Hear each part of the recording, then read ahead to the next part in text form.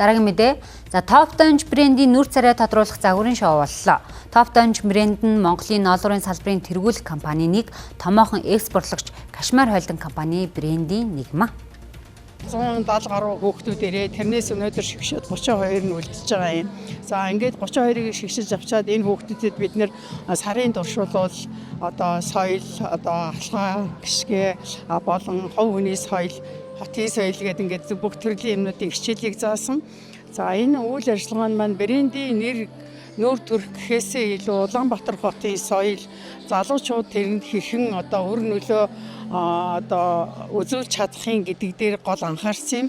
Ягаад гэвэл говь хүн хөгжиж, улс хөгжих ёстой гэдэг үүднээс залуучуудыг энэ хүүхдүүд бол урд нь ерөөсөө ямар нэгэн тэмцээн уралдаанд орж ирээгүй, зүгээр л бүртгүүлээр өнөөдөр орж ирсэн хүүхдүүд байхгүй юу.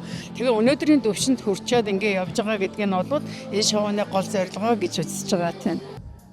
Эвсэг Top Donge брэнд нь малчтаас ноолуурыг худалдан авч анхан шатнаас эхлэн эцсийн бүтээгдэхүүн хүртэлх бүх шат дамжлагаар иж бүрэн боловсруулалт хийж үйлдвэрлэлд оруулан өнгө дизайн чанар хийд сайтай хөнгөн дулаан хувцас эд хэвлэлийг дотоод гадаадын хэрэглэгчдэд таниулгаараа онцлогмаа.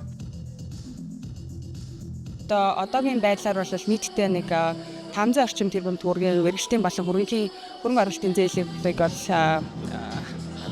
өгөөд байгаа.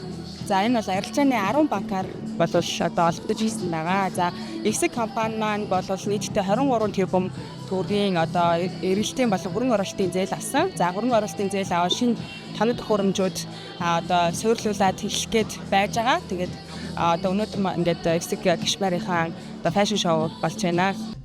Top Donge брэнд цаашдаач брендийн нүүр царай тодруулахдаа энэ жилийн шиг шалралтыг ил тодоор явуулахаар төлөвлөжээ.